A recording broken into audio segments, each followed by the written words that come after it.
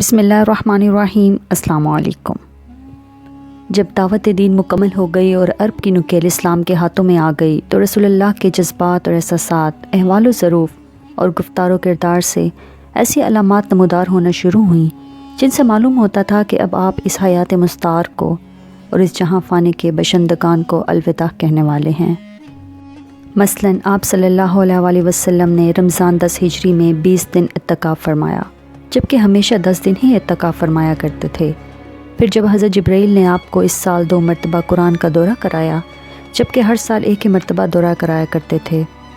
اور پھر رسول اللہ نے حجۃ الوداع میں فرمایا تھا کہ مجھے معلوم نہیں کہ شاید میں اس سال کے بعد اپنے اس مقام پر تم لوگوں سے کبھی نہ مل سکوں۔ رسول اللہ پر ایام تشریق کے وسط میں سورہ نصر نازل ہوئی اور اس سے رسول اللہ نے سمجھ لیا کہ اب دنیا سے روانگی کا وقت آن پہنچا ہے۔ اوائل سفر 11 ہجری میں آپ دامن احد میں تشریف لے گئے اور شہداء کے لیے اس طرح دعا فرمائی گویا زندوں اور مردوں سے رخصت ہو رہے ہوں۔ پھر رسول اللہ واپس آ کر منبر پر فروکش ہوئے اور فرمایا میں تمہارا امیر کارواں ہوں اور تم پر گواہ ہوں، باخدا میں اس وقت اپنا حوض کوثر دیکھ رہا ہوں، مجھے زمین اور زمین کے خزانوں کی کنجیاں عطا کی گئی ہیں، اور باخدا مجھے یہ خوف نہیں کہ تم میرے بعد شرک کرو گے، بلکہ اندیشہ اس کا ہے کہ دنیا طلبی میں باہم مقابلہ کرو گے۔ ایک روز رسول اللہ صلی اللہ علیہ وآلہ وسلم نصف رات کو بقیع میں تشریف لے گئے اور اہل بقیع کے لیے دعائے مغفرت کی۔ فرمایا اے قبر والو تم پر سلام، لوگ جس حال میں ہیں اس کے مقابل تمہیں وہ حال مبارک ہو جس میں تم ہو، فتنے تاریک رات کے ٹکڑوں کی طرح ایک کے پیچھے ایک چلے آ رہے ہیں، اور بعد والا پہلے والے سے زیادہ برا ہے۔ اس کے بعد یہ کہہ کر اہل قبور کو بشارت دی کہ ہم بھی تم سے ملنے والے ہیں۔ 29 صفر 11 ہجری کے روز دوشنبہ کو رسول اللہ ایک جنازے میں تشریف لے گئے۔ واپسی پر راستے ہی میں درد سر شروع ہو گیا اور حرارت اتنی تیز ہو گئی کہ سر پر بندھی ہوئی پٹی کے اوپر سے محسوس کی جانے لگی۔ یہ رسول اللہ پر مرض الموت کا آغاز تھا۔ آپ نے اسی حالت مرض میں 11 دن نماز پڑھائی۔ رسول اللہ کی طبیعت روز بروز پجل ہوتی جا رہی تھی۔ اسی دوران آپ ازواج مطہرات سے پوچھتے رہتے تھے کہ میں کل کہاں رہوں گا، میں کل کہاں رہوں گا۔ اس سوال سے آپ کا جو مقصود تھا ازواج مطہرات اسے سمجھ گئیں، چنانچہ انہوں نے اجازت دے دی کہ آپ جہاں چاہیں رہیں۔ اس کے بعد آپ حضرت عائشہ رضی اللہ تعالیٰ عنہ کے مکان میں منتقل ہو گئے۔ منتقل ہوتے ہوئے حضرت فضل بن عباس اور علی بن ابی طالب رضی اللہ تعالیٰ عنہ کا سہارا لے کر درمیان میں چل رہے تھے، سر پر پٹی بندھی تھی اور پاؤں زمین پر گھسٹ رہے تھے۔ اس کیفیت کے ساتھ آپ حضرت عائشہ کے مکان میں تشریف لائے اور پھر حیات مبارکہ کا آخری ہفتہ وہیں گزارا۔ حضرت عائشہ رضی اللہ تعالیٰ عنہ اور رسول اللہ سے حفظ کی ہوئی دعائیں پڑھ کر آپ پر دم کرتی رہتی تھیں اور برکت کی امید میں آپ کا ہاتھ آپ کے جسم مبارک پر پھیرتی رہتی تھیں۔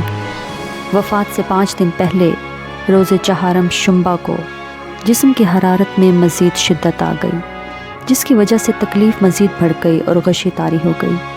رسول اللہ نے فرمایا مجھ پر مختلف کنوؤں کے ساتھ مشکیزیں بہاؤ تاکہ میں لوگوں کے پاس جا کر وصیت کر سکوں۔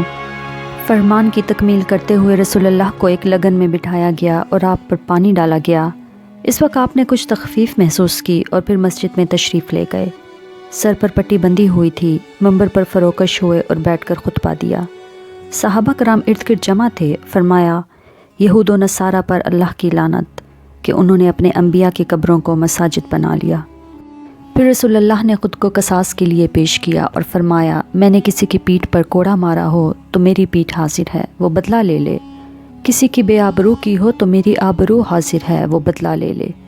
اس کے بعد آپ منبر سے نیچے تشریف لے آئے، ظہر کی نماز پڑھائی اور پھر منبر پر تشریف لے گئے اور عداوت وغیرہ سے متعلق اپنی پچھلی باتیں دہرائیں۔ ایک شخص نے کہا آپ کے ذمہ میرے 3 درہم باقی ہیں۔ رسول اللہ نے فضل بن عباس سے فرمایا انہیں ادا کر دو۔ اس کے بعد انصار کے بارے میں وصیت فرمائی۔ فرمایا میں تمہیں انصار کے بارے میں وصیت کرتا ہوں کیونکہ وہ میرے قلب و جگر ہیں، انہوں نے اپنی ذمہ داریاں پوری کر دیں مگر ان کے حقوق باقی رہ گئے، لہٰذا ان کے نیکوکار سے قبول کرنا اور ان کے خطا کار سے درگزر کرنا۔ ایک روایت میں رسول اللہ نے فرمایا لوگ بڑھتے جائیں گے اور انصار گھٹتے جائیں گے یہاں تک کہ کھانے میں نمک کے برابر ہو جائیں گے۔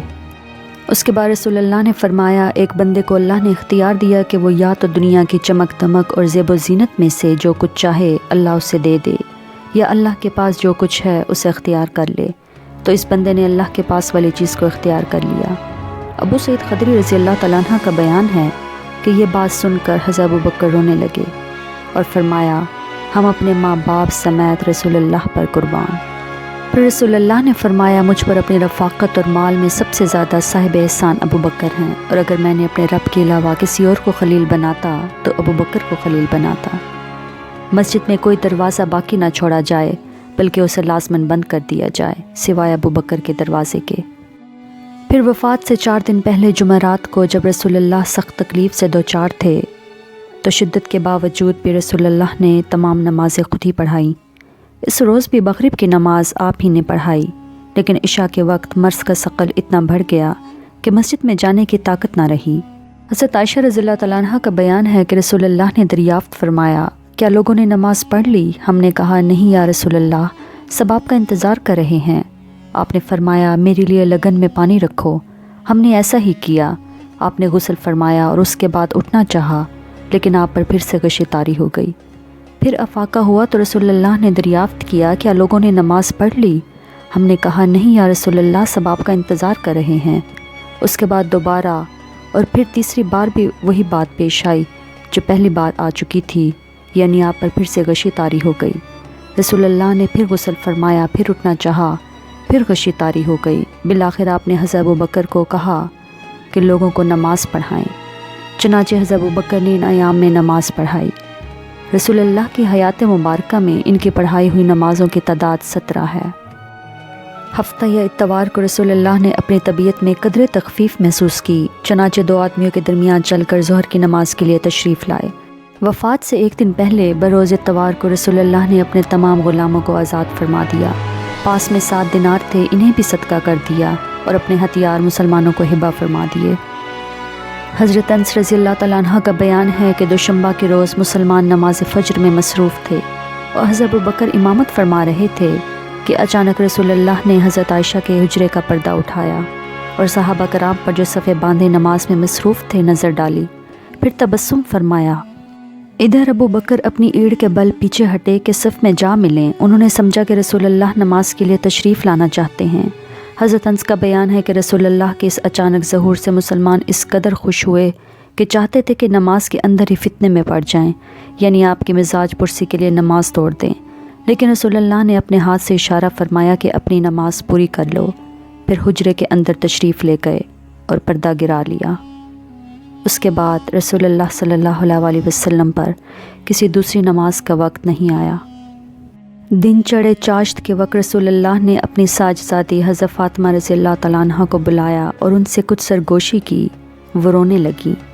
رسول اللہ نے انہیں پھر بلایا اور کچھ سرگوشی کی تو وہ ہنسنے لگیں۔ حضرت عائشہ کا بیان ہے کہ بعد میں ہمارے دریافت کرنے پر انہوں نے بتایا کہ پہلی بار رسول اللہ نے مجھ سے سرگوشی کرتے ہوئے بتایا تھا کہ آپ اس مرض میں وفات پا جائیں گے، اس لیے میں روئی۔ پھر آپ نے مجھ سے سرگوشی کرتے ہوئے بتایا کہ آپ کے اہل و عیال میں سب سے پہلے میں آپ کے پیچھے جاؤں گی، اس پر میں ہنسنے لگی۔ رسول اللہ نے حضرت فاطمہ کو یہ بشارت بھی دی کہ آپ ساری خواتین عالم کی سیدہ سردار ہیں۔ اس وقت رسول اللہ جس شدید کرب سے دوچار تھے اسے دیکھ کر حضرت فاطمہ بے ساختہ پکار اٹھیں۔ ہائے ابا جان کی تکلیف! آپ نے فرمایا، تمہارے ابا پر آج کے بعد کوئی تکلیف نہیں۔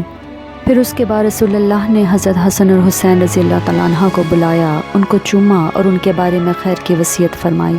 ازواج مطہرات کو بلایا اور انہیں واضح نصیحت کی۔ ادھر لمحہ بلمحہ تکلیف بڑھتی جا رہی تھی اور اس زہر کا اثر بھی ظاہر ہونا شروع ہو گیا تھا جسے آپ کو خیبر میں کھلایا گیا تھا۔ چنانچہ رسول اللہ حضرت عائشہ سے فرماتے تھے، اے عائشہ، خیبر میں جو کھانا میں نے کھایا تھا اس کی تکلیف برابر محسوس کر رہا ہوں۔ اس وقت مجھے محسوس ہو رہا ہے کہ اس زہر کے اثر سے میری رگیں جاں کٹی جا رہی ہے۔ آپ صلی اللہ علیہ وسلم نے صحابہ کرام کو بھی وصیت فرمائی، فرمایا، نماز نماز اور تمہارے زیر دست یعنی لونڈی اور غلام۔ آپ نے یہ الفاظ کئی بار دہرائے۔ پھر نزع کی حالت شروع ہو گئی اور حضرت عائشہ رضی اللہ تعالیٰ عنہ نے آپ کی اپنے اوپر ٹیک لگوا دی۔ ان کا بیان ہے کہ اللہ کی ایک نعمت مجھ پر یہ ہے کہ رسول اللہ نے میرے گھر میں میری باری کے دن میرے سینے پر ٹیک لگائے ہوئے وفات پائی، اور آپ صلی اللہ علیہ وسلم کی وفات کے وقت اللہ نے میرا لعاب اور آپ کا لعاب اکٹھا کر دیا۔ ہوا یہ کہ عبد الرحمن بن ابی بکر آپ کے پاس تشریف لائے۔ ان کے ہاتھ میں مسواک تھی اور رسول اللہ مجھ سے ٹیک لگائے ہوئے تھے۔ میں نے دیکھا کہ آپ صلی اللہ علیہ وسلم مسواک کی طرف دیکھ رہے ہیں۔ میں سمجھ گئی کہ آپ مسواک چاہتے ہیں۔ میں نے پوچھا آپ کے لیے لے لوں؟ آپ نے سر سے اشارہ فرمایا کہ ہاں۔ میں نے مسواک لے کر آپ صلی اللہ علیہ وسلم کو دی تو آپ کو کڑی محسوس ہوئی، تو میں نے پوچھا کیا اسے آپ کے لیے نرم کر دوں؟ رسول اللہ نے سر کے اشارے سے کہا ہاں۔ میں نے مسواک نرم کر دی اور آپ نے نہایت اچھی طرح مسواک کی۔ رسول اللہ کے سامنے کٹورے میں پانی تھا۔ آپ نے پانی میں دونوں ہاتھ ڈال کر چہرہ پونچھتے جاتے تھے اور فرماتے جاتے تھے لا الہ الا اللہ، کہ اللہ کے سوا کوئی معبود نہیں، موت کے لیے سختیاں ہیں۔ مسواک سے فارغ ہوتے ہی رسول اللہ نے ہاتھ یا انگلی اٹھائی، نگاہ چھت کی طرف بلند کی اور دونوں ہونٹوں پر کچھ حرکت ہوئی۔ حضرت عائشہ نے کان لگایا تو رسول اللہ فرما رہے تھے ان انبیاء صدیقین اور شہداء اور صالحین کے ہمراہ جنہیں تو نے انعام سے نوازا، اے اللہ مجھے بخش دے، مجھ پر رحم کر اور مجھے رفیق اعلیٰ میں پہنچا دے۔ اے اللہ، آخری فقرہ 3 بار دہرایا اور اسی وقت ہاتھ جھک گیا اور رسول اللہ رفیق اعلیٰ سے جا ملے۔ انا للہ و انا الیہ راجعون۔ یہ واقعہ 12 ربیع الاول یوم دوشنبہ کو چاشت کی شدت کے وقت پیش آیا۔ اس وقت رسول اللہ کی عمر 63 سال 4 دن ہو چکی تھی۔ اس حادثہ دل فگار کی خبر فوراً پھیل گئی۔ اہل مدینہ پر کوہ غم ٹوٹ پڑا، آفاق و اطراف تاریک ہو گئے۔ حضرت انس رضی اللہ تعالیٰ عنہ کا بیان ہے کہ جس دن رسول اللہ ہمارے ہاں تشریف لائے، اس سے بہتر اور تابناک دن میں نے کبھی نہیں دیکھا، اور جس دن رسول اللہ نے وفات پائی، اس سے زیادہ تاریک دن بھی میں نے کبھی نہیں دیکھا۔ رسول اللہ کی وفات پر حضرت فاطمہ نے فرط غم سے فرمایا ہائے ابا جان، جنہوں نے پروردگار کی پکار پر لبیک کہا، جن کا ٹھکانہ جنت الفردوس ہے، ہم جبریل علیہ السلام کو آپ کی موت کی خبر دیتے ہیں۔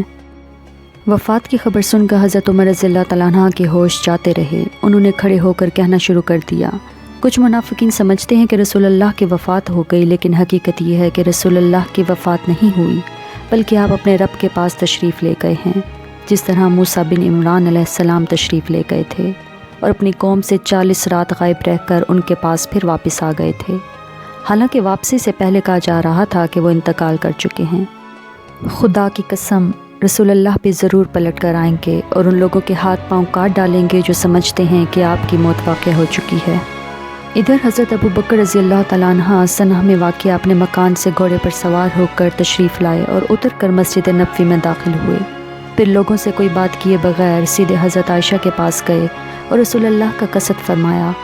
رسول اللہ کا جسد مبارک دھارے دار یمنی چادر سے ڈھکا ہوا تھا۔ حضرت ابو بکر نے رخ انور سے چادر ہٹائی اور اسے چوما اور پھر رو دیے۔ پھر فرمایا میرے ماں باپ آپ پر قربان، اللہ آپ پر 2 موت جمع نہیں کرے گا، جو موت آپ پر لکھ دی گئی تھی وہ آپ کو آ چکی۔ اس کے بعد حضرت ابو بکر باہر تشریف لے آئے۔ اس وقت بھی حضرت عمر رضی اللہ تعالیٰ عنہ لوگوں سے بات کر رہے تھے۔ حضرت ابو بکر نے ان سے کہا عمر بیٹھ جاؤ۔ حضرت عمر نے بیٹھنے سے انکار کر دیا۔ ادھر صحابہ کرام عمر کو چھوڑ کر حضرت ابو بکر کی طرف متوجہ ہو گئے۔ حضرت ابو بکر نے فرمایا اما بعد، تم میں سے جو شخص محمد کی پوجا کرتا تھا تو وہ جان لے کہ رسول اللہ کی موت واقع ہو چکی ہے، اور تم میں سے جو شخص اللہ کی عبادت کرتا تھا تو یقیناً اللہ ہمیشہ زندہ رہنے والا ہے اور جو کبھی نہیں مرے گا۔ اللہ کا ارشاد ہے کہ محمد نہیں ہیں مگر رسول ہیں، ان سے پہلے بھی بہت سے رسول گزر چکے ہیں، تو کیا اگر وہ مر جائیں یا ان کی موت واقع ہو جائے یا وہ قتل کر دیے جائیں تو تم لوگ اپنی ایڑ کے بل پلٹ جاؤ گے، اور جو شخص اپنی ایڑ کے بل پلٹ جائے گا تو یاد رکھے کہ وہ اللہ کو کچھ نقصان نہیں پہنچا سکتا، اور عنقریب اللہ شکر کرنے والوں کو جزا دے گا۔ صحابہ کرام کو جو اب تک فرط غم سے حیران و ششدر تھے، انہیں حضرت ابو بکر رضی اللہ تعالیٰ عنہ کا یہ خطاب سن کر یقین آ گیا کہ رسول اللہ واقعی رحلت فرما چکے ہیں۔ حضرت سعید بن مسیب رضی اللہ تعالیٰ عنہ کہتے ہیں کہ حضرت عمر نے فرمایا واللہ میں نے جو ہی ابو بکر کو یہ آیت تلاوت کرتے ہوئے سنا، انتہائی متحیر اور دہشت زدہ ہو کر رہ گیا، حتیٰ کہ میرے پاؤں مجھے اٹھا ہی نہیں رہے تھے، اور حتیٰ کہ ابو بکر کو اس آیت کی تلاوت کرتے سن کر میں زمین پر گر پڑا، کیونکہ میں جان گیا کہ واقعی رسول اللہ کی موت واقع ہو چکی ہے۔ ادھر رسول اللہ کی تجہیز و تکفین سے پہلے ہی آپ کی جانشینی کے معاملے میں اختلاف پڑ گیا۔ مگر حضرت ابوبکر کی خلافت پر ہی اتفاق ہوا۔ اس کام میں دوشنبہ کا باقی ماندہ دن بھی گزر گیا اور رات آ گئی۔ لوگ رسول اللہ کی تجہیز و تکفین کے بجائے اس دوسرے کام میں مشغول رہے۔ پھر رات گزری اور منگل کی صبح ہوئی۔ اس وقت تک آپ کا جسد مبارک ایک دھاری دار یمنی چادر سے ڈھکا بستر ہی پر رہا۔